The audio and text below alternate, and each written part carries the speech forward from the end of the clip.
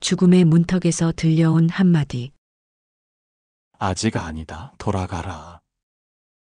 그 말이 들리기 전 세상이 멈췄습니다.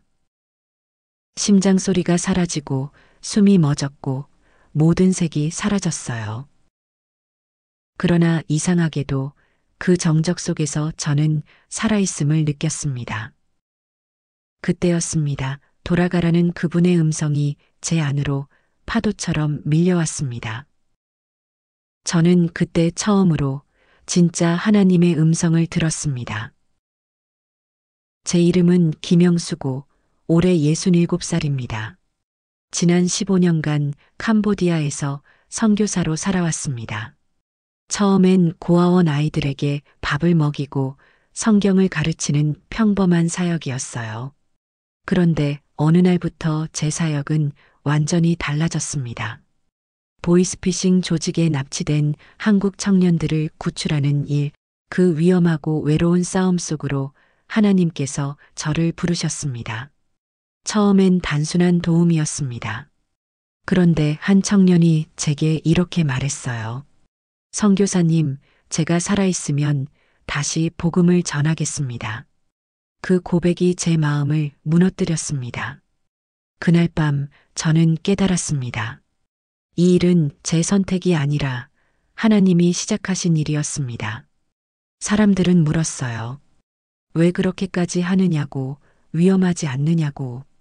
저도 무서웠습니다. 밤이면 불 꺼진 창밖으로 개 짖는 소리만 들렸습니다. 멀리 어둠 속에서 낯선 오토바이 불빛이 스쳐 지나갔죠. 저는 그때마다 숨을 죽이며 기도했습니다. 주님, 오늘은 제가 아닌 다른 누군가가 사라지지 않게 하소서. 밤마다 떨렸고 아무도 도와주지 않는 현실에 절망했습니다. 그러던 어느 날 제 심장이 멈췄습니다. 시간이 얼마나 흘렀는지는 나중에야 알았습니다. 의사들은 고개를 저었지만 하나님은 저를 놓지 않으셨습니다. 그 순간 저는 어디론가 이끌려갔습니다. 이 세상의 말로는 다 표현할 수 없는 곳이었어요. 그곳에서 들은 단 한마디가 제 인생 전체를 바꾸어 놓았습니다.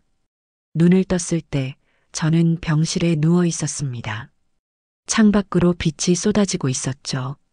그 순간 깨달았어요. 제게 주어진 이 생명에는 이유가 있다는 것을요. 두려움은 사라지고 확신만 남았습니다. 하나님은 저를 통해 아직 하실 일이 남아 계셨습니다. 오늘 이 간증을 나누는 이유는 단 하나입니다. 여러분도 하나님의 음성을 들으시길, 그분의 사명을 발견하시길 바라기 때문입니다. 지금 이 순간에도 어둠 속에서 울부짖는 이들이 있습니다. 저는 그들을 구하러 다시 캄보디아 현장으로 갑니다. 그러나 이 이야기는 제 이야기가 아닙니다. 하나님께서 지금도 누군가의 마음에 이렇게 말씀하고 계시기 때문입니다. 아직 아니다. 돌아가라. 이 영상을 끝까지 보신다면 죽음보다 강한 하나님의 사랑이 무엇인지, 포기하고 싶은 순간에도 우리를 붙드시는 그분의 손길이 얼마나 진실한지 깨닫게 되실 겁니다. 지금부터 제 이야기를 들려드리겠습니다. 이 이야기를 시작하기 전에 먼저 주님께 기도드리겠습니다. 이 간증이 단순한 이야기가 아닌 하나님의 살아계심을 증거하는 시간이 되기를 기도합니다. 사랑하는 하늘 아버지, 이 부족한 종의 입술을 열어주시고 주님의 은혜를 증거할 수 있는 담대함을 주옵소서. 지금 이 영상을 보고 계신 모든 분들의 마음을 열어주시고 주님의 음성을 들을 수 있는 귀를 열어주옵소서. 주님, 세상이 어둠 속에 있을 때도 주의 빛은 꺼지지 않음을 믿습니다. 연약한 종이 주님의 일을 감당하다 쓰러질 때 주께서 다시 일으켜 세워주셨음을 찬양합니다. 오늘 이 간증을 듣는 모든 이에게도 아직 아니다라는 주의 음성이 들리게 하소서. 내가 내게 명령한 것이 아니냐? 강하고 담대하라. 여호수아 1장 9절 말씀처럼 각자의 자리에서 강하고 담대하게 주님의 사명을 감당하는 자들이 되게 하옵소서. 예수님의 이름으로 기도드립니다. 아멘. 여러분, 잠시만요. 이런 귀한 간증들을 계속 받아보시려면 구독 버튼과 좋아요를 꼭 눌러주세요. 여러분의 구독 하나하나가 더 많은 영혼들에게 하나님의 사랑을 전하는 소중한 씨앗이 됩니다. 그리고 소중한 가족, 지인, 주변의 모든 분들께 널리 나누어 하나님의 영광을 선포하며 복음의 빛이 더 많은 영혼들을 살리는 도구가 되기를 간절히 기도합니다. 그럼 지금부터 죽음의 문턱에서 돌아온 한 영혼의 놀라운 증언, 바로 시작해 보겠습니다. 캄보디아에 온 지 15년이 흘렀지만 새벽 5시에 울리는 닭 울음소리는 여전히 낯설 때가 있습니다. 푸놈펜 외곽의 작은 마을, 흘길을 따라 늘어선 낡은 집들 사이에 우리 선교센터가 있습니다. 페인트가 벗겨진 철문을 열고 들어서면 마당 한쪽에 심어둔 망고나무가 보입니다. 그 나무 아래서 아이들은 매일 아침 찬양을 부릅니다. 안녕하세요. 저는 김영수입니다. 이곳에 왔을 때 나이가 52였으니 이제 67입니다. 처음엔 단순했어요. 고아원을 운영하며 밥 한 끼 먹고 글을 가르치고 성경 이야기를 들려주는 것. 그게 전부였습니다. 하지만 하나님은 제게 그것만 원하지 않으셨어요. 아침이면 아이들이 하나둘 모여듭니다. 12명의 고아들과 마을에서 오는 20명 남짓한 학생들이죠. 낡은 플라스틱 의자에 앉아 손을 모으고 기도하는 그 작은 모습들이 제겐 세상 무엇보다 소중합니다. 저는 그들에게 말합니다. 하나님은 너희를 버리지 않으셨다고, 너희는 사랑받기 위해 태어났다고. 그 말을 할 때마다 제 눈에도 눈물이 맺힙니다. 점심때면 마당에서 함께 밥을 먹습니다. 쌀밥과 채소 몇 가지가 전부지만 아이들은 웃으며 나눠 먹어요. 그 웃음소리가 들릴 때면 이곳에 온 게 후회되지 않습니다. 오후엔 글을 가르칩니다. 크메르어 알파벳을 따라 쓰는 아이들의 손을 잡아주며 저는 기도합니다. 이 아이들이 자라서 이 땅의 빛이 되게 해달라고. 하지만 평화는 오래가지 않았습니다. 2023년 어느 날부터였을 겁니다. 한국 대사관에서 연락이 왔어요. 캄보디아에 일자리를 찾아 온 한국 청년들이 연락이 끊겼다는 내용이었습니다. 처음엔 한두 명이었어요. 그러다 한 달 사이에 5명, 10명으로 늘어났습니다. 그들은 모두 SNS 광고를 보고 이곳에 왔다가 사라졌습니다. 뉴스에서는 보이스피싱 조직 이야기가 나왔습니다. 젊은이들을 속여 캄보디아로 데려온 뒤 여권을 빼앗고 강제로 일을 시킨다는 것이었죠. 탈출하려다 붙잡히면 폭행당하고 심하면 목숨을 잃는다는 소문도 들렸습니다.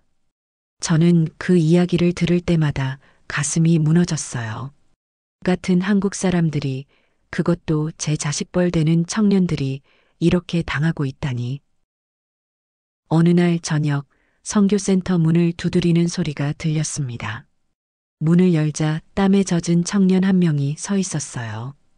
20대 중반쯤 되어 보이는 그 청년은 떨리는 목소리로 말했습니다. 자기가 갇혀있던 곳에서 도망쳐 나왔다고, 제발 도와달라고. 저는 그를 안으로 들였습니다. 그날 밤 청년이 들려준 이야기는 제 삶을 완전히 바꿔놓았습니다. 청년은 울먹이며 말했습니다. 자기만 빠져나온 게 아니라고, 그곳엔 아직 수십 명이 갇혀 있다고. 밤낮 없이 전화를 걸어 사람들을 속이는 일을 강요당하고 있다고. 먹을 것도 제대로 주지 않고 하루 16시간씩 일을 시킨다고. 저는 그 말을 듣는 순간 가만히 있을 수가 없었습니다. 다음 날 아침 저는 무릎을 꿇고 기도했습니다. 주님, 이 일을 어떻게 해야 합니까? 저는 그저 고아들이나 돌보는 늙은 선교사일 뿐입니다. 하지만 기도 끝에 들려온 음성은 분명했어요. 가서 그들을 구하라. 저는 그날 제 사명이 바뀌었음을 느꼈습니다. 마을 사람들은 말렸습니다. 위험하다고, 나이 든 사람이 감당할 일이 아니라고. 하지만 저는 알고 있었어요. 하나님이 부르신 일이라면 나이도 성별도 중요하지 않다는 것을. 저는 그날부터 청년들을 찾기 시작했습니다. 그것이 제가 걷게 될 험난한 길의 시작이었습니다. 망고나무 아래서 찬양하는 아이들의 목소리는 지금도 여전합니다. 하지만 제 마음속엔 이제 다른 얼굴들이 떠오릅니다. 어둠 속에 갇혀 울부짖고 있을 청년들의 얼굴입니다. 저는 그들을 구하기로 결심했습니다. 그것이 하나님이 제게 주신 새로운 사명이었으니까요. 그 청년의 이름은 기억나지 않습니다. 하지만 그의 눈빛만은 지금도 생생합니다. 공포와 절망이 뒤섞인, 그러면서도 간절히 살고 싶다는 의지가 담긴 눈빛이었어요. 그날 밤 청년이 들려준 이야기를 듣고 나서 저는 잠을 이룰 수 없었습니다. 청년은 말했습니다. 그곳에 갇힌 사람들 중엔 대학생도 있고 취업을 앞둔 젊은이들도 있다고. 모두 높은 월급을 준다는 광고에 속아 이곳에 왔다가 지옥 같은 삶을 살고 있다고 했어요. 하루 종일 전화기를 붙들고 한국에 계신 어르신들을 속이는 일을 강요받는다고 했습니다. 거부하면 매를 맞고 탈출하려다 잡히면 더 끔찍한 일을 당한다고 했죠. 저는 다음 날 아침 일찍 현지 경찰서를 찾아갔습니다.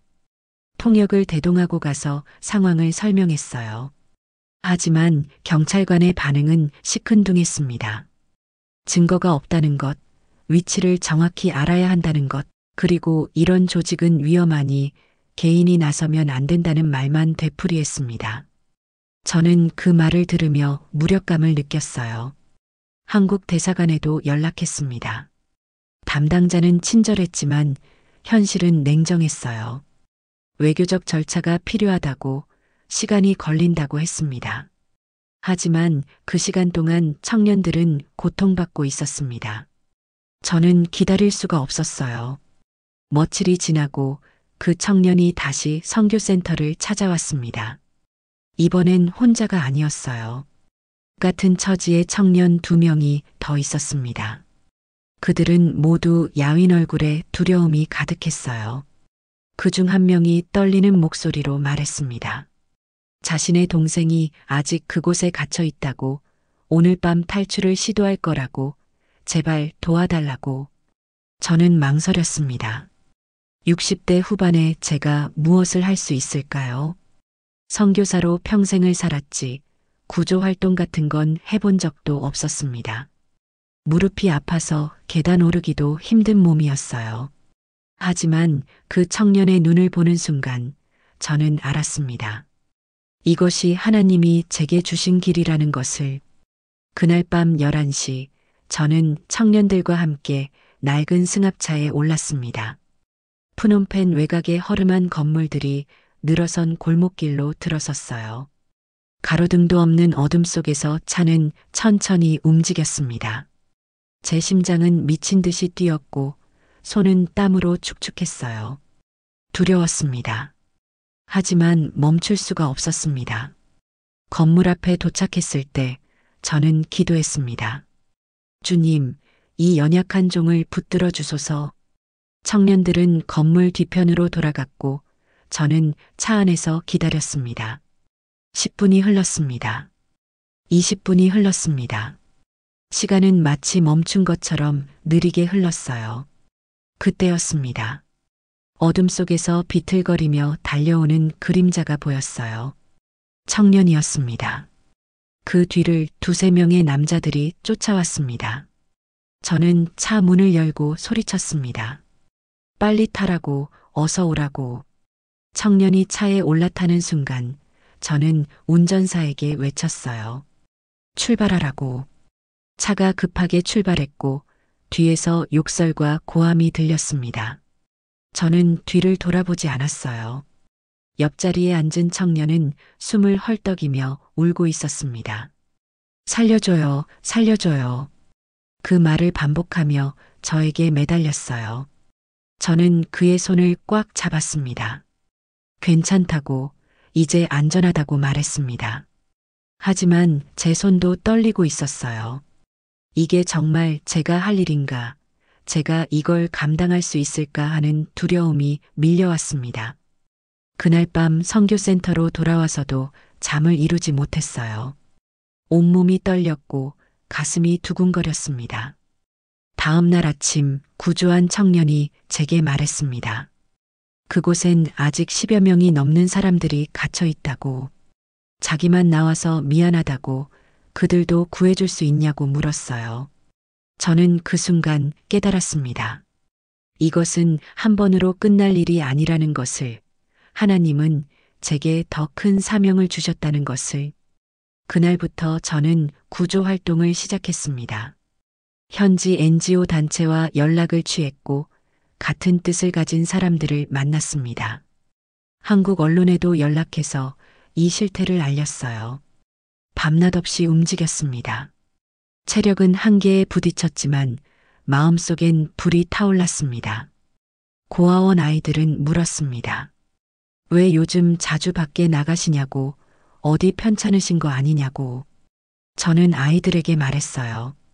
목사님이 할 일이 생겼다고, 조금만 기다려달라고. 아이들은 고개를 끄덕이며 저를 위해 기도해 주겠다고 했습니다. 그 작은 손들이 모여 기도하는 모습을 보며 저는 다시 힘을 얻었습니다. 몇 달 후, 저는 또 다른 현장으로 향했습니다. 이번엔 3명의 청년을 구출해야 했어요. 같은 두려움, 같은 긴장이 엄습했습니다. 하지만 이번엔 조금 더 담대했어요. 하나님이 함께 하신다는 확신이 있었으니까요. 그렇게 1명, 2명, 청년들을 구출해 나갔습니다. 어떤 날은 성공했고 어떤 날은 실패했습니다. 위협도 받았고 위험한 순간도 있었어요.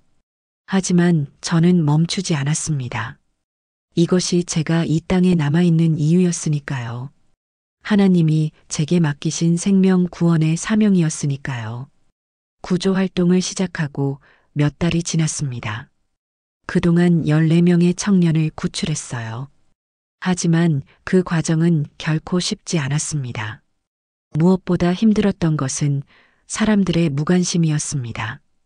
한국 외교부에 수차례 연락했습니다. 구체적인 장소와 증거를 제시했고 구조한 청년들의 증언도 전달했어요. 담당자는 매번 같은 말을 반복했습니다. 현지 경찰과 협의 중이라고, 외교적 절차가 필요하다고, 조금만 기다려달라고. 하지만 기다림 속에서 청년들은 계속 고통받고 있었습니다. 어느 날 저는 외교부 담당자에게 답답한 마음을 토로했습니다. 왜 이렇게 오래 걸리냐고, 사람의 생명이 달린 문제인데 왜 이렇게 느리냐고 물었어요. 전화 너머로 들려온 대답은 차갑고 형식적이었습니다. 국제법상 현지 주권을 존중해야 한다고, 섣불리 움직이면 외교 문제가 될 수 있다고 했습니다. 저는 그 말을 들으며 울컥했습니다. 외교 문제가 중요한가요? 사람의 목숨이 중요한가요? 하지만 그 질문을 입 밖으로 꺼내지는 못했어요. 제가 할 수 있는 건 그저 기다리는 것뿐이었습니다. 무력했습니다. 현지 경찰도 마찬가지였습니다. 처음 몇 번은 제 말을 들어주는 척했지만 점차 귀찮아하는 기색이 역력했어요. 어느 날은 경찰서에 찾아갔다가 대놓고 핀잔을 들었습니다. 외국인이 이곳 일에 왜 이렇게 끼어드냐고, 조용히 선교나 하라고 했습니다. 그 말을 듣는 순간 제 가슴 속에서 분노가 치솟았어요. 하지만 화를 낼 수도 없었습니다. 저는 이곳에서 손님이었고 이 땅의 법과 권력 앞에선 아무것도 아니었으니까요. 저는 그날 선교센터로 돌아와 혼자 울었습니다. 주님, 왜 이렇게 힘듭니까? 왜 아무도 도와주지 않습니까? 한국의 한 언론사에서 연락이 왔습니다. 제 활동을 취재하고 싶다는 내용이었어요. 저는 기뻤습니다. 드디어 이 실태가 알려지겠구나. 사람들이 관심을 가져주겠구나 싶었습니다. 기자가 캄보디아로 왔고 저는 며칠간 그와 함께 움직이며 현장을 보여줬어요. 구조한 청년들을 만나게 했고 그들의 증언을 듣게 했습니다. 조직의 실태를 설명했고 왜 이 일이 계속되는지 이야기했어요. 기자는 열심히 메모하고 사진을 찍었습니다. 저는 마음속으로 기도했어요. 이 기사가 나가면 뭔가 달라지겠지. 도움의 손길이 오겠지. 인터뷰 마지막 날 기자가 물었습니다. 목사님, 위험하지 않습니까? 이런 조직은 폭력적이고 잔인한데 혼자서 이렇게 하시는 게 너무 무모한 거 아닙니까? 저는 잠시 망설였습니다. 솔직히 무섭지 않냐는 질문이었으니까요. 하지만 저는 답했습니다. 이 아이들이 위험한데 내가 안전할 이유가 있습니까? 누군가는 해야 할 일 아닙니까? 기자는 고개를 끄덕였지만 그의 눈빛엔 안타까움과 걱정이 섞여 있었어요. 저는 그 눈빛이 무엇을 의미하는지 알았습니다. 이 일은 제가 감당하기엔 너무 크다는 것, 결국 혼자일 것이라는 걸요. 기사가 나갔습니다. 처음 며칠간은 반응이 있었어요. 몇몇 사람들이 격려 메시지를 보내왔고 작은 후원금도 들어왔습니다. 하지만 일주일이 지나자 사람들의 관심은 또 다른 뉴스로 옮겨갔어요. 세상은 빠르게 돌아갔고 제 이야기는 금세 묻혔습니다. 저는 다시 혼자였습니다. 선교센터 마당에 앉아 망고나무를 올려다봤어요. 아이들의 찬양 소리가 들렸지만 제 마음은 공허했습니다. 과연 제가 하는 일이 의미가 있는 걸까요? 이렇게 외롭게 싸우는 게 맞는 걸까요? 밤이면 두려움이 찾아왔습니다.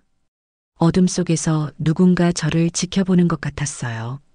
조직원들이 제 움직임을 알고 있을 거라는 생각이 들었습니다. 실제로 위협 전화도 받았어요. 정체를 알 수 없는 목소리가 말했습니다.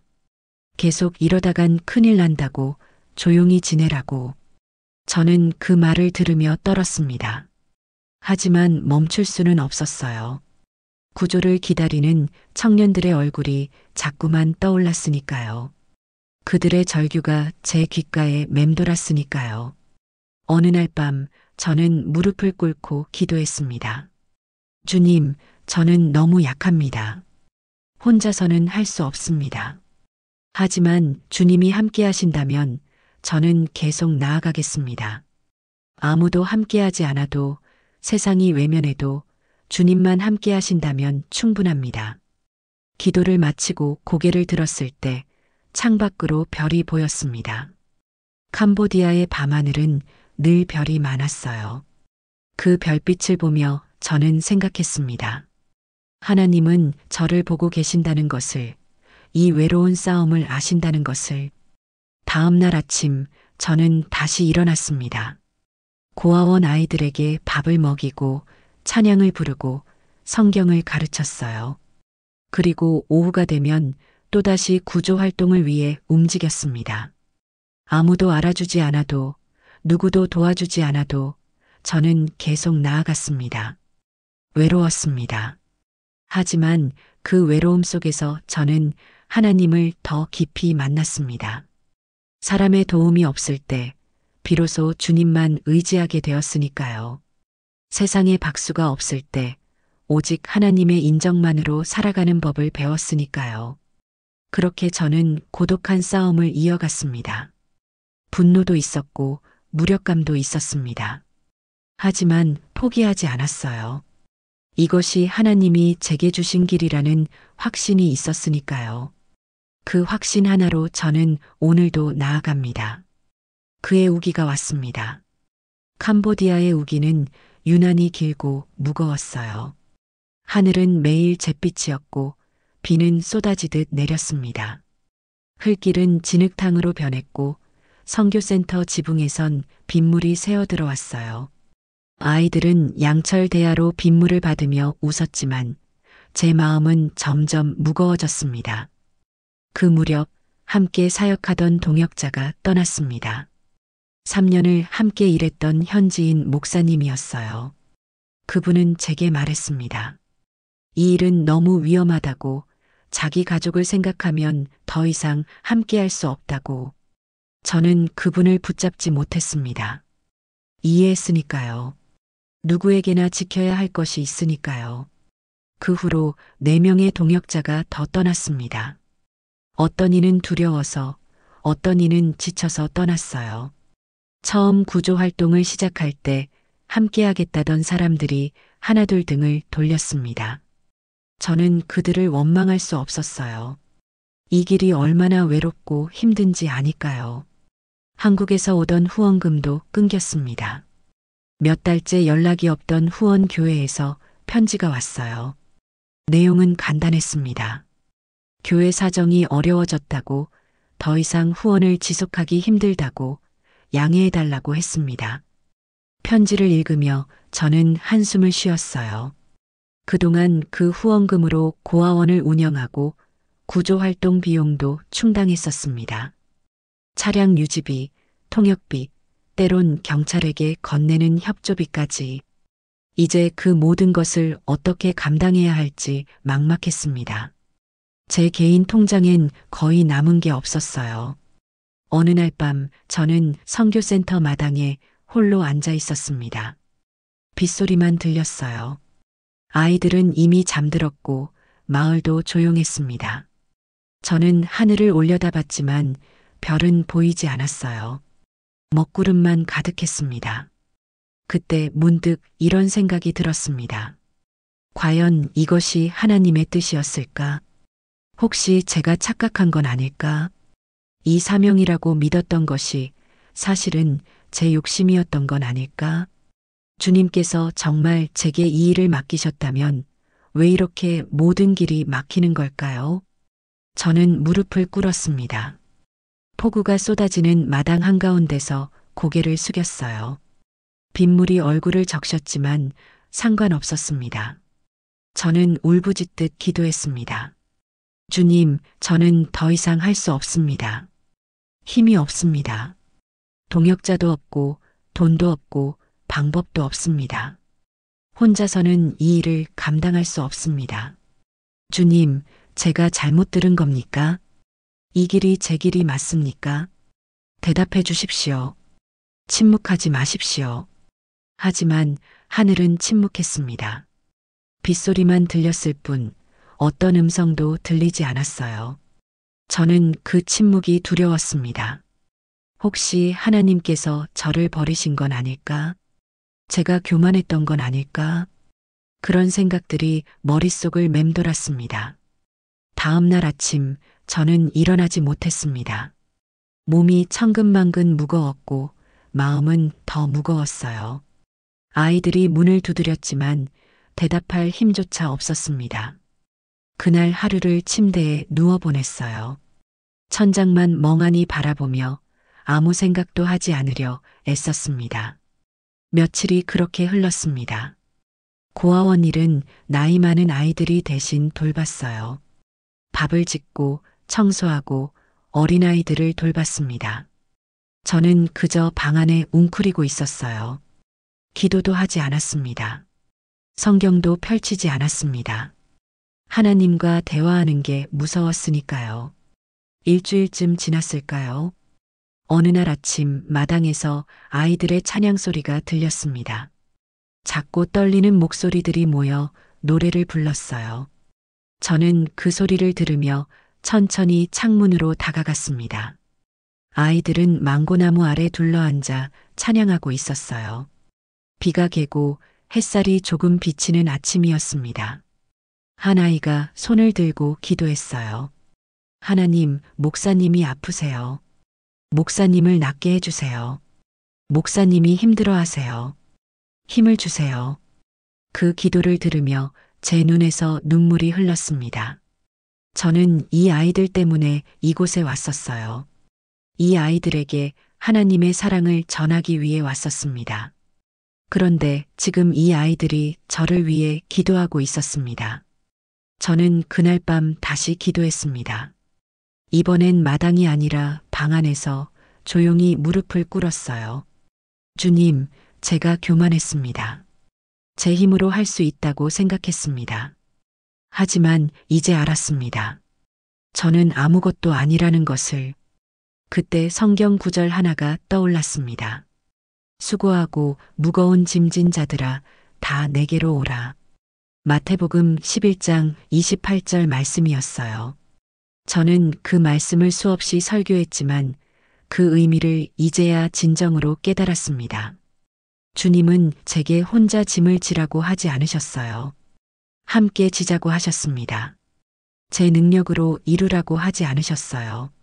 주님의 능력으로 이루어 가자고 하셨습니다. 저는 그동안 주님의 일을 제 방식으로 하려 했던 것입니다. 눈물이 쏟아졌습니다. 회개의 눈물이었고 동시에 위로의 눈물이었어요. 주님은 저를 버리지 않으셨습니다. 침묵하신 것처럼 보였지만 그 침묵 속에서 제 교만을 깨뜨리고 계셨던 것입니다. 저는 일어났습니다. 다시 아이들에게 밥을 먹이고 찬양을 부르고 성경을 가르쳤어요. 하지만 이전과는 달랐습니다. 이제 저는 제 힘이 아니라 주님의 힘을 의지했습니다. 제 계획이 아니라 주님의 인도하심을 구했습니다. 동역자는 떠났지만 주님은 함께 하셨습니다. 후원금은 끊겼지만 주님은 다른 방법으로 채워주셨습니다. 길은 막힌 것 같았지만 주님은 새로운 길을 열어주셨습니다. 저는 다시 일어섰습니다. 이번엔 제 힘으로가 아니라 주님의 손을 붙잡고 일어섰습니다. 그 침묵의 시간이 필요했습니다. 무너져야 다시 설 수 있었습니다. 포기의 기도 끝에 저는 진정한 의지를 배웠습니다. 이제 저는 압니다. 이 사명은 제 것이 아니라 주님의 것이라는 것을, 그리고 주님의 일은 주님께서 이루실 것이라는 것을. 그 침묵의 시간이 지나고 저는 다시 일어섰습니다. 주님께서 제 연약함을 깨뜨리시고 진정한 의지를 가르쳐 주신 후였어요. 하지만 주님은 거기서 멈추지 않으셨습니다. 그러던 어느 날 주님은 또 한 번 제 한계를 시험하셨습니다. 아니, 시험이 아니라 제게 더 큰 은혜를 보여주시기 위한 과정이었는지도 모릅니다. 그날도 비가 내렸습니다. 우기가 끝나갈 무렵이었지만 하늘은 여전히 어둡고 무거웠어요. 저는 푸놈펜 외곽의 한 건물에서 청년 한 명을 구출하고 돌아가는 길이었습니다. 시계를 보니 밤 11시가 넘어 있었어요. 낡은 승합차는 빗길을 천천히 달렸습니다. 운전사는 현지인 청년이었는데 이 일을 돕기 시작한 지 얼마 되지 않았어요. 저는 뒷자리에 앉아 창밖을 바라봤습니다.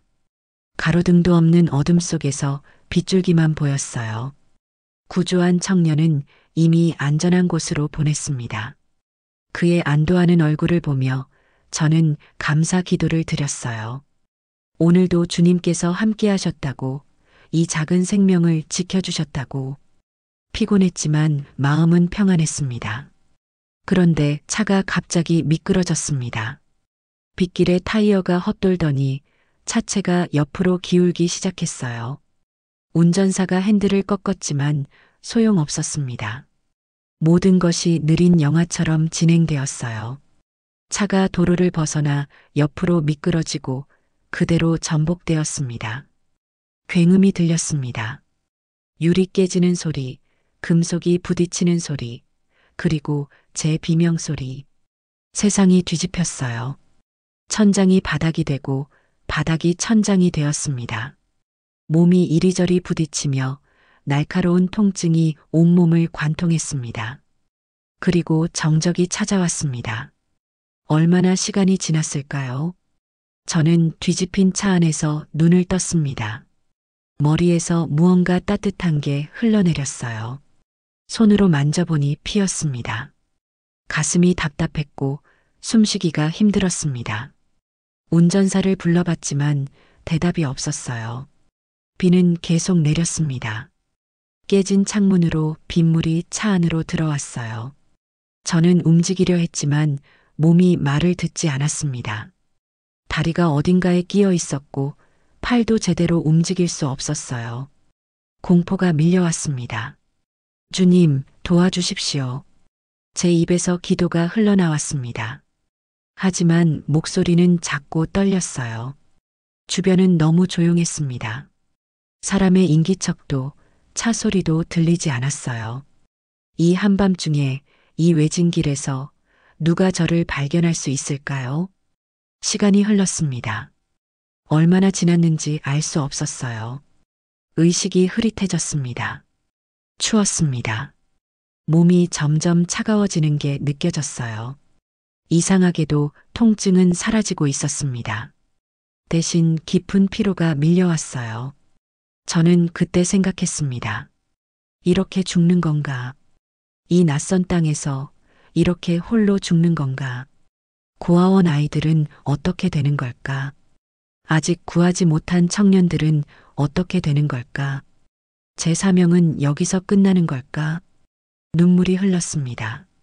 슬퍼서가 아니었어요. 후회가 밀려왔으니까요. 더 많이 사랑할 걸, 더 많이 품어줄 걸, 더 담대하게 나아갈 걸. 그런 생각들이 머릿속을 스쳤습니다.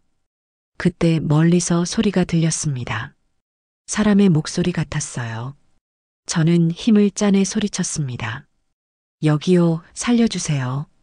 하지만 제 목소리는 너무 작았고 빗소리에 묻혔습니다. 의식이 또 흐릿해졌어요. 누군가 차 문을 여는 소리가 들렸습니다. 여기 사람 있어요. 현지어로 외치는 소리였어요. 저는 안도의 한숨을 쉬었습니다. 살았구나. 하나님께서 보내주셨구나. 하지만 몸은 움직이지 않았습니다. 사람들이 저를 꺼내려 애쓰는 게 느껴졌지만 마치 다른 세상 일처럼 멀게만 느껴졌어요. 의식이 점점 가라앉았습니다. 깊은 어둠 속으로 빠져드는 것 같았어요. 구급차 사이렌 소리가 들렸습니다. 누군가 제 손을 잡았어요.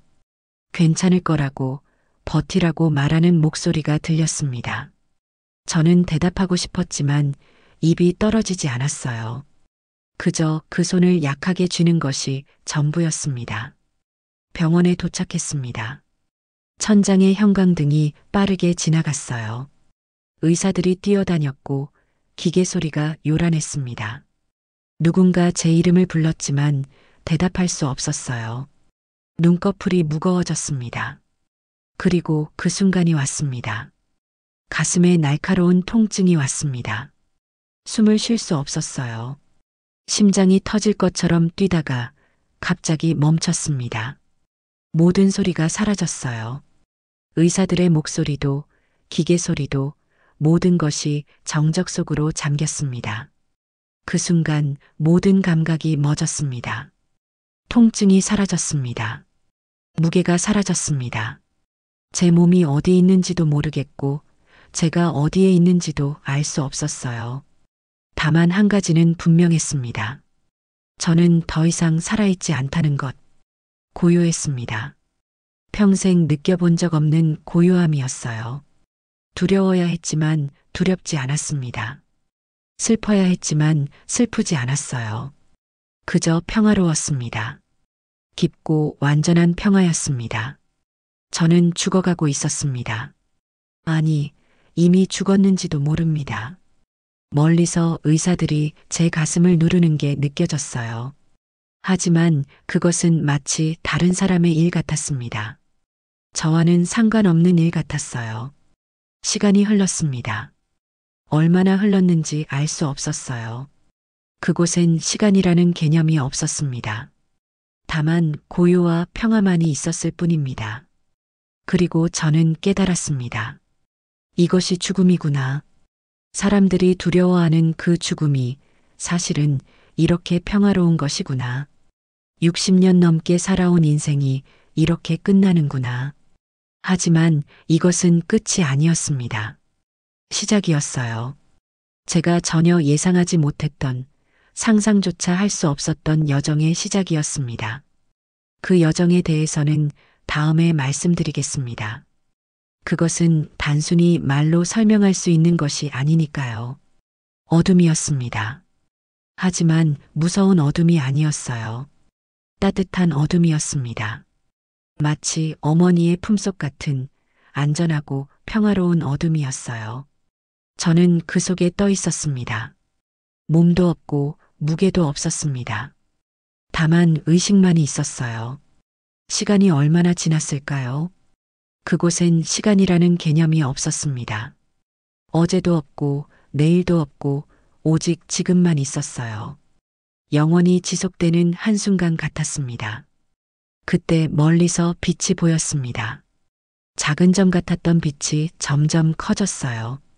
아니, 제가 그 빛을 향해 움직이고 있는 건지도 모르겠습니다. 빛은 점점 밝아졌고 저는 그 빛에 끌려갔습니다. 두렵지 않았어요. 오히려 그리웠습니다. 평생을 찾아 헤맨 무언가를 드디어 만나는 것 같은 느낌이었어요. 집으로 돌아가는 느낌이었습니다. 비록 가본 적 없는 집이지만 분명히 제가 있어야 할 곳이라는 걸 알았습니다. 빗속으로 들어갔습니다. 눈을 뜰 수 없을 만큼 밝았지만 이상하게도 눈부시지 않았어요. 따뜻했습니다. 온몸을 감싸는 따스함이었어요. 그리고 그들이 보였습니다. 아이들이었습니다. 웃고 있는 아이들이었어요. 고통도 없고 슬픔도 없고 두려움도 없는 얼굴들이었습니다. 그저 순수한 기쁨만이 넘쳐 흘렀어요. 그때 음성이 들렸습니다. 말로 표현할 수 없는 음성이었어요. 들리는 것 같기도 했고 제 안에서 울려 퍼지는 것 같기도 했습니다. 천둥 같기도 했고 속삭임 같기도 했어요. 무엇보다 그 음성엔 사랑이 담겨 있었습니다. 제가 평생 찾아 헤맨, 갈망했던 그 사랑이었습니다. 그분의 음성이 들렸습니다. 잘했다. 내 종아, 내 아들아. 그 말씀을 듣는 순간 제 영혼이 녹았습니다. 평생 목회를 하고 선교를 하고 사명을 감당하면서도 항상 부족하다고 느꼈어요. 더 잘해야 한다고, 더 헌신해야 한다고 스스로를 채찍질했습니다. 하지만 주님은 말씀하셨어요. 잘했다고. 저는 그 앞에 엎드렸습니다. 아니, 이미 몸이 없었지만 제 존재 전체가 그분 앞에 낮아졌습니다. 감사와 찬양이 넘쳐 흘렀어요. 말로 표현할 수 없는 경배가 저에게서 흘러나왔습니다. 빛은 더욱 밝아졌습니다. 그 빛 속에서 형상이 보이는 것 같았어요. 사람 같기도 했고 그 이상 같기도 했습니다. 말씀만으로 천지를 창조하신 그분, 십자가에서 피 흘리신 그분, 죽음을 이기고 부활하신 그분이 거기 계셨습니다. 저는 그분께 다가가고 싶었습니다. 이제 더 이상 돌아가고 싶지 않았어요. 이곳에 머물고 싶었습니다. 영원히 이 평화 속에, 이 사랑 속에 있고 싶었습니다. 땅의 고통도 외로움도 두려움도 없는 이곳에 남고 싶었어요. 하지만 그때 다른 음성이 들렸습니다. 아직 아니다. 제 영혼이 떨렸습니다. 아직 아니라니 무슨 뜻입니까? 저는 이미 죽었습니다. 이제 주님 곁에 머물 때가 된 거 아닙니까? 하지만 그 음성은 계속되었어요. 돌아가라. 돌아가라고요? 어디로 돌아가란 말씀입니까? 그 고통스러운 세상으로, 그 외로운 싸움으로 돌아가란 말씀입니까?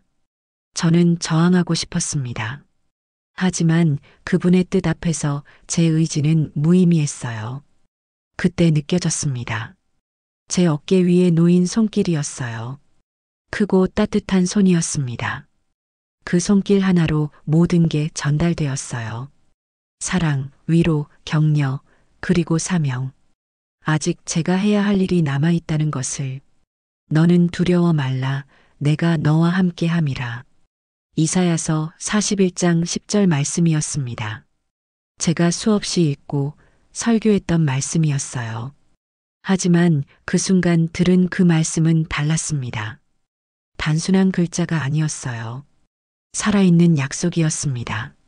주님의 직접적인 보증이었어요. 저는 깨달았습니다.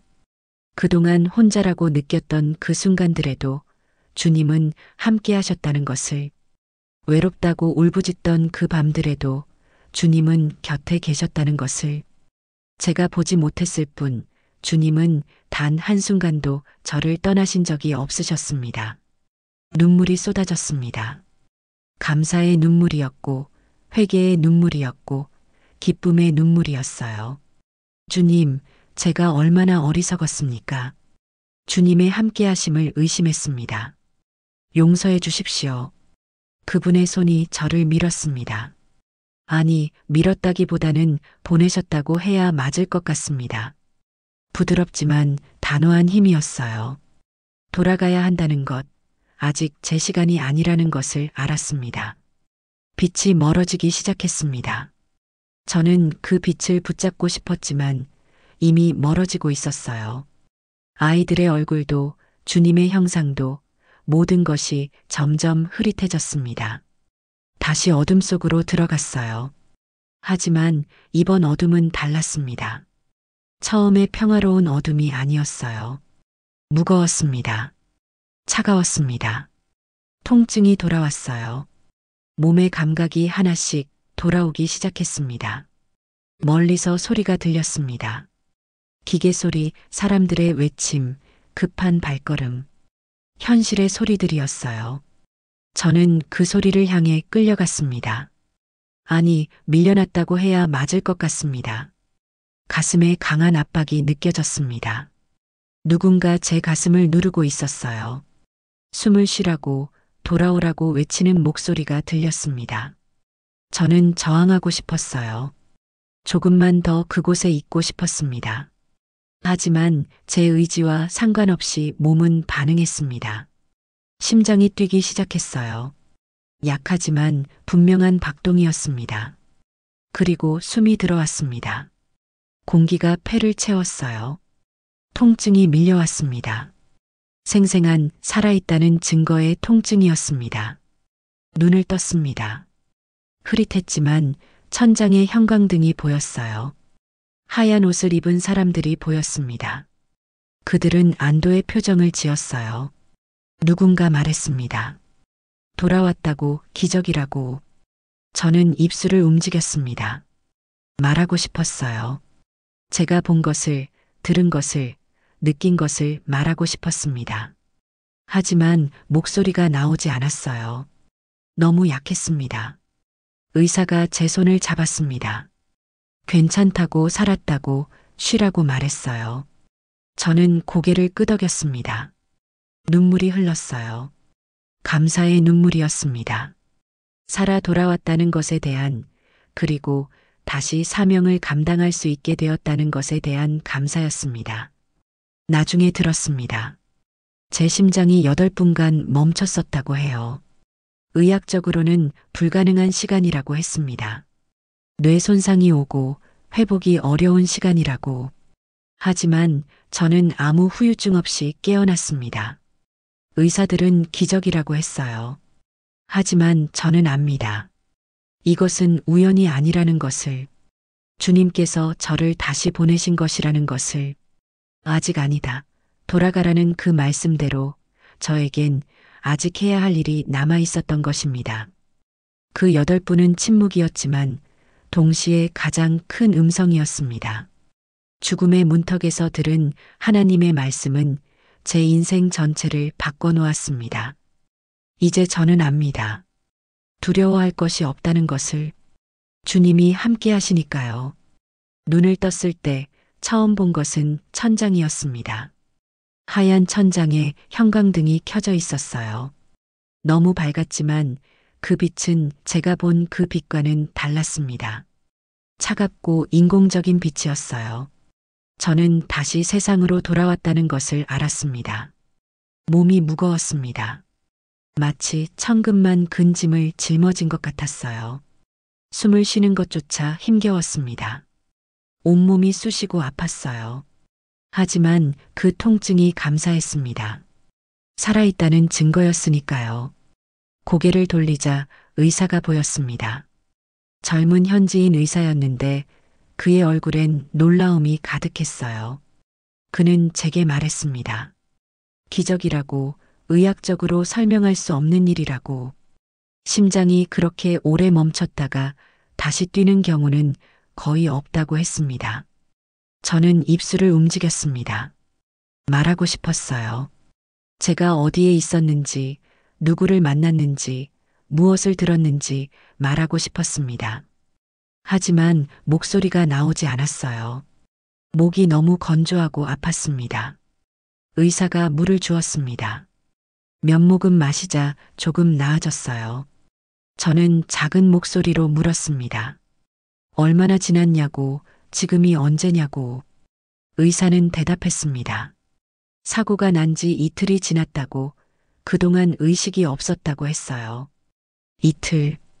제게는 영원 같았던 시간이 현실에선 이틀이었습니다. 시간의 개념이 다르다는 것을 다시 한번 느꼈어요.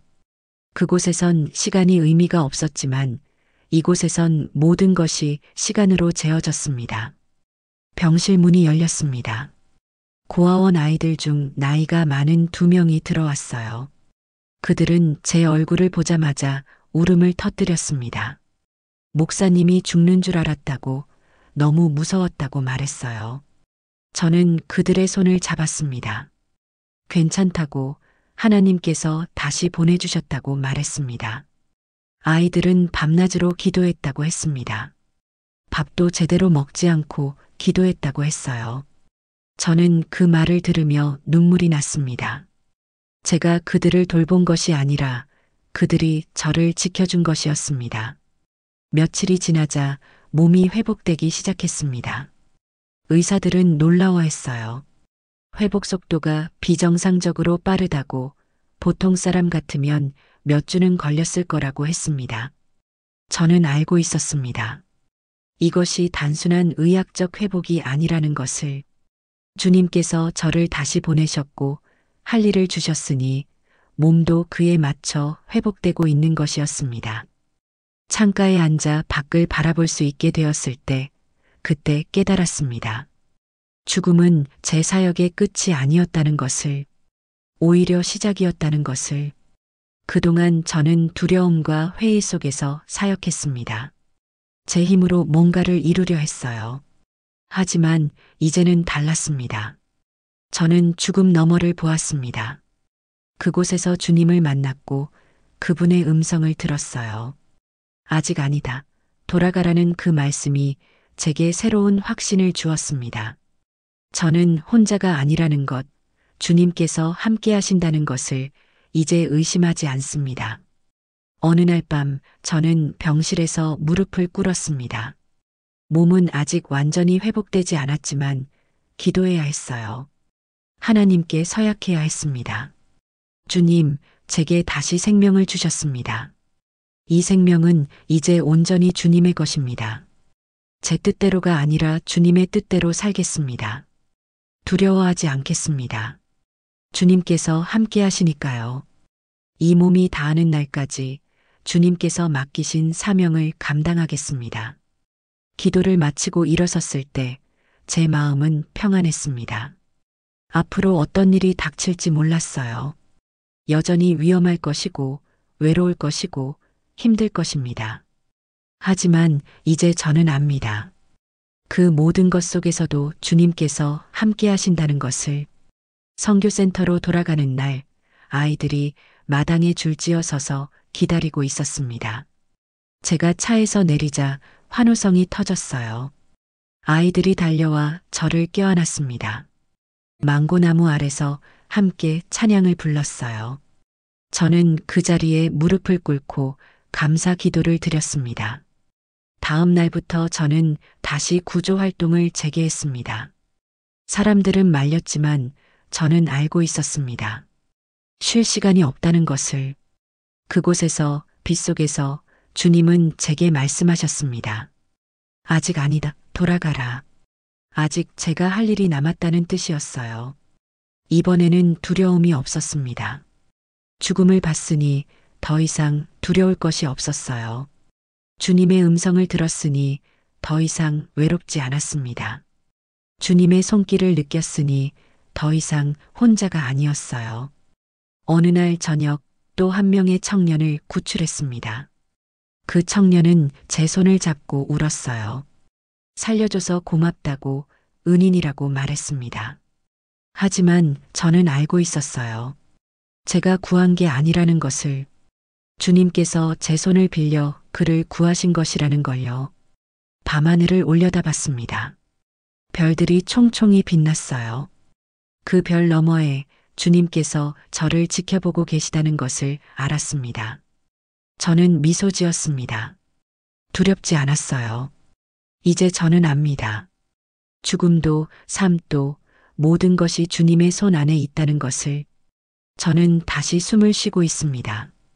이 숨 하나하나가 기적이고 은혜이고 선물입니다. 그리고 이 숨이 다하는 날까지 저는 주님께서 맡기신 사명을 감당할 것입니다. 이것이 제가 다시 살아 돌아온 이유니까요. 모든 것이 달라졌습니다. 죽음에서 돌아온 뒤 제 사역은 완전히 다른 차원으로 변화했어요. 이전엔 두려움과 회의 속에서 움직였다면 이제는 확신과 담대함으로 나아갔습니다. 무엇보다 제 설교가 바뀌었습니다. 예전엔 성경 지식을 전했어요. 신학적으로 정확하고 논리적으로 탄탄한 설교였습니다. 하지만 이제는 달랐어요. 제가 직접 체험한 생명의 증언을 나눴습니다. 빗속에서 들은 음성을, 주님의 손길을, 그 압도적인 사랑을 전했어요. 아이들은 달라진 제 모습을 느꼈습니다. 한 아이가 물었어요. 목사님이 예전과 다르다고, 뭔가 빛나는 것 같다고. 저는 웃으며 대답했습니다. 주님을 더 가까이서 만났기 때문이라고.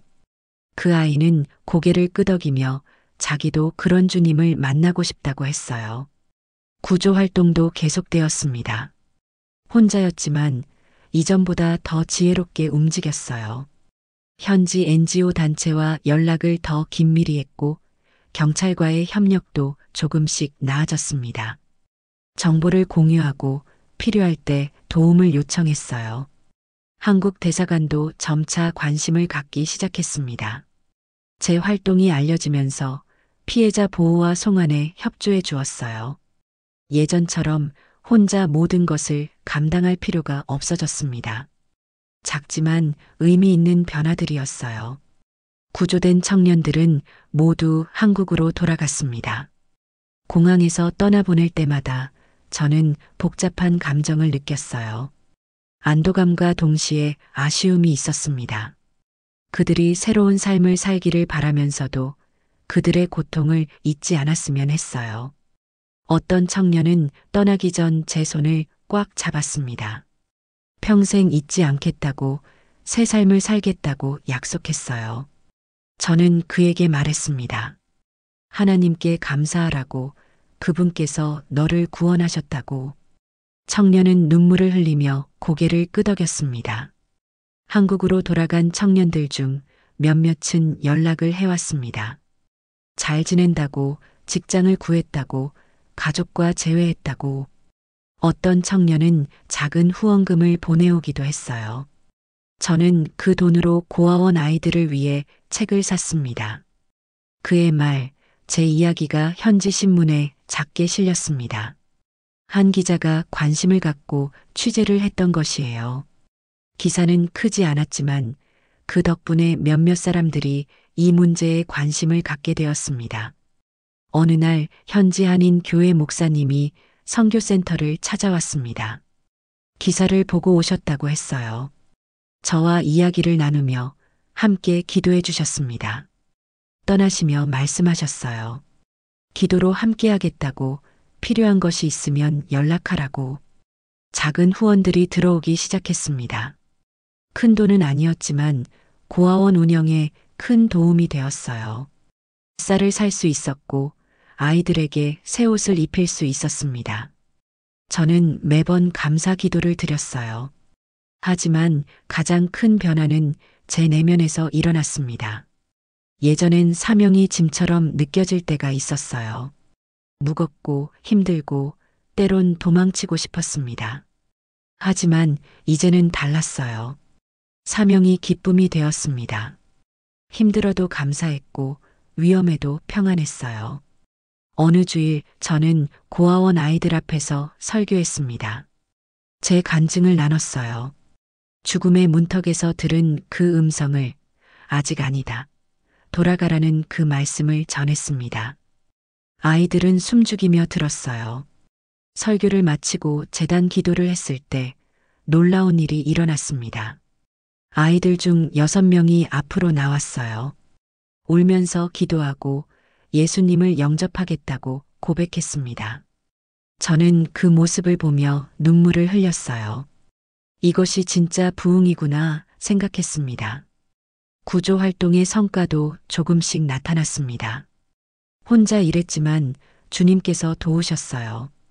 그의 말까지 20명 남짓한 청년을 구출할 수 있었습니다. 한 명 한 명 구출할 때마다 저는 주님께 감사 기도를 드렸습니다. 밤이면 피곤했습니다. 몸은 예전 같지 않았고 관절도 아팠어요. 하지만 마음은 평안했습니다. 오늘도 주님께서 함께 하셨다는 것, 한 생명이라도 구할 수 있었다는 것에 감사했습니다. 어느 날 밤 저는 선교센터 마당에 홀로 앉아 있었습니다. 별이 쏟아질 듯 빛났어요. 60년 넘게 살아왔지만 이렇게 행복한 적이 있었나 싶었습니다. 아픔도 있었고 외로움도 있었고 죽을 고비도 넘겼지만 그 모든 것이 지금 이 순간을 위한 것이었구나 깨달았어요. 주님께서 제게 다시 생명을 주신 이유를 이제 압니다. 단순히 살기 위해서가 아니었어요. 다른 생명을 살리기 위해서였습니다. 그리고 그 사명을 감당하는 과정에서 진정한 삶의 의미를 발견했습니다. 고아원 아이들은 자라고 있었습니다. 제가 처음 왔을 때 5살이었던 아이가 이제 20살이 되었어요. 대학에 진학했고 주말마다 선교센터에 와서 어린 동생들을 돌봤습니다. 그 청년은 말했어요. 목사님이 자기에게 해준 것처럼 자기도 다른 아이들에게 해주고 싶다고. 저는 그때 깨달았습니다. 제 사역이 단순히 청년 구출이나 고아, 돌봄에 그치지 않는다는 것을. 이것은 사랑의 확산이었어요. 제가 받은 사랑을 나누고 그들이 또 다른 사람에게 나누는 것.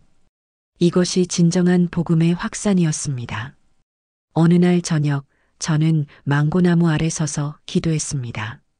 주님, 제게 이렇게 큰 은혜를 주시니 감사합니다.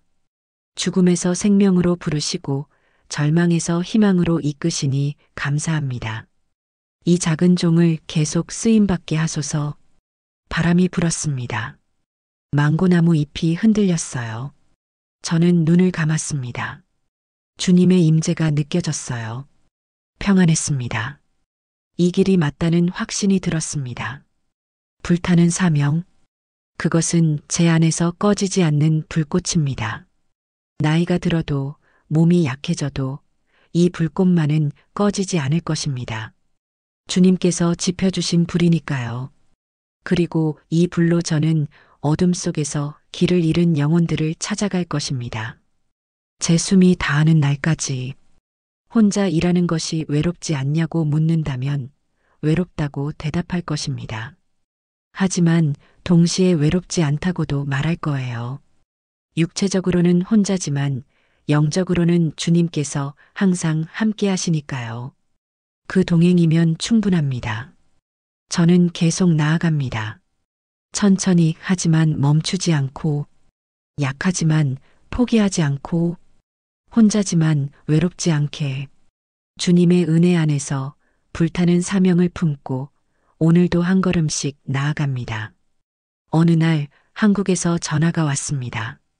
제가 오래전에 섬기던 교회의 담임 목사님이셨어요.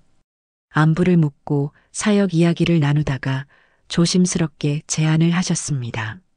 한국으로 돌아오라고 이제 편하게 지내야 할 나이라고 하셨어요. 교회에서 생활비를 지원하겠다고 했습니다. 죽어도 마련해주고 병원비도 지원하겠다고 하셨어요. 캄보디아는 너무 위험하다고 이미 죽을 고비도 넘겼지 않느냐고 말씀하셨습니다. 그분의 목소리엔 진심 어린 염려가 담겨 있었어요. 저는 감사했습니다. 정말로 고마운 제안이었어요. 실제로 마음이 흔들리기도 했습니다. 따뜻한 집, 안정된 생활, 위험 없는 일상. 60대 후반의 나이에 누릴 수 있는 것들이었으니까요. 전화를 끊고 저는 마당으로 나갔습니다. 망고나무가 보였어요. 그 나무 아래서 기도하는 아이들이 보였습니다. 낡은 건물, 벗겨진 페인트, 비가 새는 지붕. 불편하고 힘든 곳이었지만 제 마음은 이미 결정되어 있었어요. 며칠 후 저는 목사님께 전화를 드렸습니다. 정중히 거절했어요. 목사님께 말씀드렸습니다. 감사하지만 갈 수 없다고, 제 자리는 캄보디아라고. 목사님은 왜냐고 물으셨습니다. 저는 대답했습니다. 이곳은 편하지 않습니다. 위험하기도 하고 외롭기도 합니다. 하지만 하나님은 여기서도 일하십니다. 아니, 어쩌면 바로 이런 곳이기에 하나님이 더 필요한 곳입니다. 저는 이곳에 남아야 합니다. 목사님은 한숨을 쉬셨습니다. 안타까워 하셨지만 이해한다고 하셨어요. 그리고 덧붙이셨습니다. 대신 후원은 계속하겠다고, 기도로 함께하겠다고. 저는 고개를 숙여 감사를 표했습니다. 전화를 끊고 나서 저는 선교센터를 둘러봤습니다. 15년을 살아온 이곳이었어요. 처음 왔을 때는 모든 게 낯설었습니다. 언어도, 음식도, 날씨도. 하지만 이제는 다릅니다. 이곳이 제 집입니다. 저녁이 되어 아이들과 함께 예배를 드렸습니다. 찬양하고 기도하고 말씀을 나눴어요. 예배를 마치고 한 아이가 물었습니다. 목사님, 한국으로 안 가세요? 소문을 들었나 봅니다. 저는 웃으며 대답했습니다. 안 간다고, 여기 너희들이 있는데 어떻게 가겠느냐고. 아이는 환하게 웃었어요. 다른 아이들도 박수를 쳤습니다. 그 순간 저는 확신했어요. 제 선택이 옳았다는 것을. 며칠 후 저는 다시 구조 활동에 나섰습니다. 혼자였습니다. 동역자도 없고 팀도 없었어요. 그저 현지 NGO 단체와 연락을 주고받으며 정보를 얻고 필요할 때 경찰의 협조를 구하는 것이 전부였습니다. 위험했습니다. 나이도 있고 몸도 예전 같지 않았어요. 하지만 멈출 수 없었습니다. 한 명이라도 더 구해야 했으니까요. 주님께서 제게 다시 생명을 주신 이유가 바로 이것이었으니까요. 어느 날 밤 한 청년을 구출했습니다. 그는 울면서 감사하다고 말했어요. 저는 그를 안전한 곳으로 데려갔습니다. 대사관에 연락했고 며칠 후 그는 한국으로 돌아갔습니다. 공항에서 떠나는 그의 뒷모습을 보며 저는 기도했습니다. 주님, 저 청년이 새로운 삶을 살게 하소서.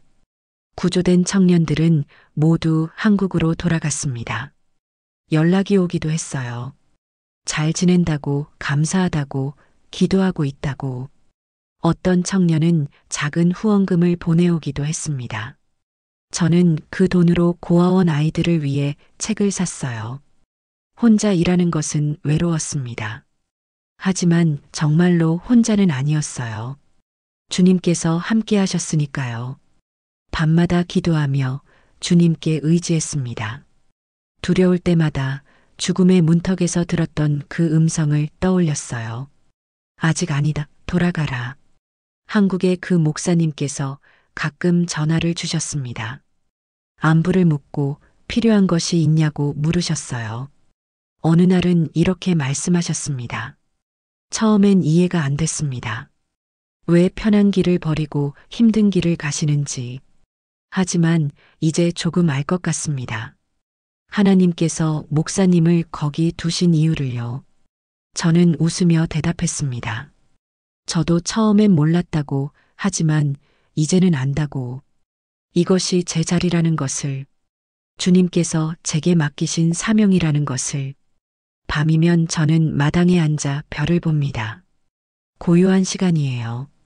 아이들은 잠들었고 마을도 조용합니다. 별빛만이 어둠을 밝힙니다. 저는 그 별을 보며 기도합니다. 주님, 오늘도 감사합니다. 이 자리에 있게 하시니 감사합니다. 한국의 안락함을 포기한 것을 후회한 적이 있느냐고 묻는다면 단 한 번도 없다고 대답할 수 있습니다. 여기가 제 자리입니다. 이 땅이, 이 아이들이 제가 있어야 할 이유입니다. 혼자 일하는 것이 때로는 버겁습니다. 속도도 느리고 할 수 있는 것도 제한적이에요. 하지만 주님께서 함께 하시니 그것으로 충분합니다. 한 번에 한 명씩 오늘 할 수 있는 일에 최선을 다하면 됩니다. 어느 날 아침 고아원에서 자란 청년이 선교센터를 찾아왔습니다. 10년 전 제가 돌봤던 아이였는데 이제 어엿한 청년이 되어 있었어요. 그는 대학에 다니고 있었고 주말마다 봉사활동을 한다고 했습니다. 그 청년은 말했습니다. 목사님이 자기 인생을 바꿔줬다고, 이제 자기도 누군가에게 희망이 되고 싶다고. 저는 그의 어깨를 잡았습니다. 주님께서 너를 쓰실 거라고, 내 자리에서 빛이 되라고 격려했어요. 청년이 떠나고 저는 망고나무 아래 섰습니다. 이 나무도 15년을 함께 했어요. 처음 심었을 때는 작았는데 이제 큰 그늘을 만들어줍니다. 제 사역도 이렇구나 생각했습니다. 천천히 하지만 분명히 잘하고 있구나. 다시 캄보디아로. 사실 저는 떠난 적이 없습니다. 육체적으로는 물론이고 마음으로도 이곳을 떠난 적이 없어요. 이곳이 제 집이고 제 사명의 터전입니다. 한국의 제안을 거절한 것은 무언가를 포기한 것이 아니었습니다. 오히려 더 큰 것을 선택한 것이었어요. 편안함보다 사명을, 안전보다 순종을, 쉬움보다 의미를 선택한 것입니다.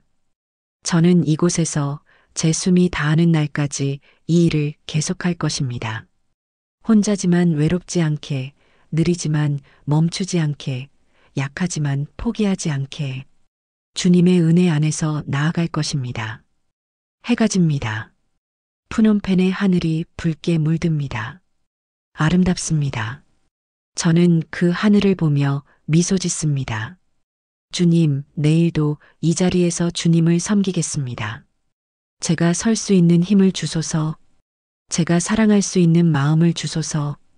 이것이 제 선택입니다. 다시 캄보디아로, 아니, 처음부터 캄보디아에 남기로 한 제 결단입니다. 후회 없습니다. 주님께서 원하시는 그 자리에 서 있다는 확신이 있으니까요.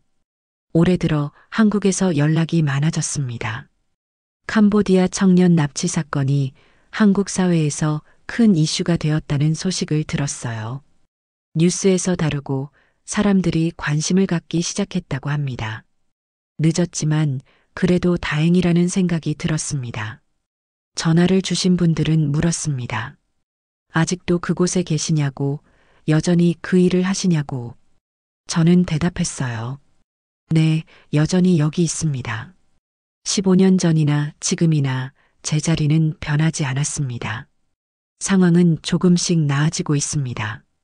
한국 정부의 관심이 높아졌고 대사관의 대응도 빨라졌어요. 예전처럼 혼자 외롭게 싸울 필요는 없어졌습니다. 하지만 여전히 어둠 속에 갇힌 영혼들이 있습니다. 여전히 구조를 기다리는 사람들이 있어요. 지난달에도 한 명을 구출했습니다. 20대 후반의 청년이었어요. 그는 높은 월급을 약속하는 광고를 보고 이곳에 왔다가 석 달간 지옥 같은 시간을 보냈습니다. 구조되는 순간 그는 울었어요. 저도 함께 울었습니다. 그를 공항까지 배웅했습니다. 한국으로 떠나는 그의 뒷모습을 보며 저는 기도했어요. 주님, 이 청년이 새로운 삶을 살게 하소서. 그리고 더 이상 이런 일이 없게 하소서. 하지만 저는 압니다. 이 일은 쉽게 끝나지 않을 것이라는 것을. 탐욕이 있는 한, 속임수가 있는 한, 이런 비극은 계속될 것입니다. 그래서 저는 여기 남아야 합니다. 누군가는 이 자리를 지켜야 하니까요. 세월이 많이 흘렀습니다. 몸이 예전 같지 않아요. 무릎이 아프고 허리도 자주 아픕니다. 밤에는 잠을 설칠 때가 많아요. 하지만 마음은 여전히 뜨겁습니다. 사명을 향한 열정은 식지 않았어요. 고아원 아이들은 자라서 하나둘 떠나갑니다. 대학에 가고 직장을 구하고 가정을 꾸립니다. 그들이 떠날 때마다 섭섭하지만 동시에 기쁩니다. 제가 심은 사랑의 씨앗이 그들을 통해 퍼져나가니까요. 얼마 전 한 청년이 선교센터를 찾아왔습니다. 10년 전 제가 돌봤던 아이였어요. 이제 교사가 되었다고 했습니다. 시골 학교에서 아이들을 가르친다고 했어요. 그는 말했습니다. 목사님이 자기에게 해준 것을 이제 다른 아이들에게 하고 있다고. 저는 그 말을 듣고 울었습니다. 이것이 진짜 열매구나 깨달았어요. 제가 한 일이 헛되지 않았구나. 주님께서 제 작은 순종을 이렇게 크게 쓰시는구나. 한국에서 이 영상을 보실 여러분께 말씀드립니다. 캄보디아는 아름다운 나라입니다. 순박한 사람들이 살고 있고 풍부한 문화가 있는 곳이에요. 하지만 그 이면에는 어둠도 있습니다. 그 어둠을 모르고 오시면 안 됩니다. 높은 월급, 좋은 조건을 약속하는 해외 일자리 광고를 조심하십시오. 검증되지 않은 제안에 쉽게 넘어가지 마십시오. 가족과 떨어져 낯선 땅에서 겪을 고통을 생각하십시오. 부모님의 마음을 생각하십시오. 이미 이곳에 와서 어려움을 겪고 계신 분이 있다면 포기하지 마십시오. 탈출할 방법을 찾으십시오. 대사관에 연락하십시오. 주변에 도움을 요청하십시오. 반드시 길이 있습니다. 포기하지 마십시오. 그리고 한국에 계신 여러분께 부탁드립니다. 관심을 가져주십시오. 이 문제가 남의 일이 아니라는 것을 기억해 주십시오. 누군가의 아들이고 딸이고 형제자매입니다. 기도해 주십시오. 그것만으로도 큰 힘이 됩니다. 저는 여전히 이곳에 있습니다. 푸놈펜 외곽의 작은 선교센터에서 망고나무 아래에서 저는 오늘도 기도합니다. 한 생명이라도 더 구할 수 있게, 한 영혼이라도 더 주님께 인도할 수 있게. 죽음의 문턱에서 들었던 그 음성을 저는 잊지 않았습니다. 아직 아니다, 돌아가라. 그 말씀이 제게 다시 생명을 주었고 새로운 사명을 주었어요. 저는 그 사명을 다하기까지 이 자리를 떠나지 않을 것입니다. 2025년 새해가 밝았습니다. 또 한 해가 시작되었어요. 몇 명을 더 구출할 수 있을까요? 몇 명의 아이들이 더 예수님을 만날까요? 알 수 없습니다. 하지만 주님께서 인도하실 것을 믿습니다. 오늘 아침도 해가 떠올랐습니다. 어둠을 밝히고 새로운 날이 시작되었어요. 저는 망고나무 아래 서서 그 해를 바라봅니다. 아름답습니다. 주님의 창조가 이렇게 아름다운데 주님께서 만드신 사람은 얼마나 더 귀합니까? 저는 오늘도 나아갑니다. 약하지만 주님의 힘으로, 혼자지만 주님과 함께, 느리지만 멈추지 않고, 이것이 제가 선택한 삶입니다. 후회 없습니다. 이 간증이 누군가에게 위로가 되기를, 누군가에게 경고가 되기를, 누군가에게 희망이 되기를 기도합니다. 그리고 무엇보다 하나님의 사랑이 이 간증을 통해 전해지기를 기도합니다. 감사합니다. 끝까지 들어주셔서 감사합니다. 여러분 모두에게 주님의 은혜와 평강이 함께 하시기를 축복합니다. 사랑하는 하늘 아버지, 지금도 어둠 속에 갇혀 있는 영혼들을 불쌍히 여겨주옵소서. 절망 가운데 있는 그들에게 희망을, 두려움 속에 있는 그들에게 평안을 주옵소서. 그들을 찾는 가족들의 눈물을 닦아주시고 다시 만날 나를 허락하여 주옵소서. 주님, 이 종이 연약합니다. 나이도 들고 몸도 약해졌습니다. 그러나 내 은혜가 내게 족하도다는 그 약속을 붙들고 오늘도 일어섭니다. 주님께서 부르시는 그날까지 이 자리를 지키게 하옵소서. 이 영상을 보시는 모든 분들에게 주님의 음성이 들리게 하옵소서. 아직 아니다. 돌아가라는 그 음성이 각자의 삶에서 새로운 사명을 발견하는 계기가 되게 하옵소서. 절망하는 자에게는 희망을, 방황하는 자에게는 방향을, 주저하는 자에게는 용기를 주옵소서. 죽음에서 생명으로 부르시고 어둠에서 빛으로 인도하시는 주님께 모든 영광을 돌립니다. 이 작은 간증이 주님의 영광을 드러내는 도구가 되게 하옵소서. 우리 주 예수 그리스도의 이름으로 기도드립니다. 아멘. 주님의 사랑이 여러분과 함께 하시기를 축복합니다. 오늘도 귀한 시간을 보내주셔서 감사합니다. 여러분의 구독과 좋아요, 그리고 공유는 더 많은 이들에게 하나님의 사랑을 전하는 소중한 통로가 됩니다. 죽음의 문턱에서 돌아온 이들의 간증을 통해 우리는 영원한 생명의 소망과 하나님의 무한하신 사랑을 확인할 수 있습니다. 이 간증들이 여러분의 믿음에 확신을 더하고 아직 주님을 모르는 가족과 이웃들에게는 구원의 문이 열리는 계기가 되기를 간절히 소망합니다. 하나님께서 이 시대에 주시는 특별한 메시지들을 계속해서 전해드리겠습니다. 다음 간증으로 다시 찾아뵙겠습니다. 주님의 은혜가 여러분과 함께 하시길 기도드립니다. 감사합니다.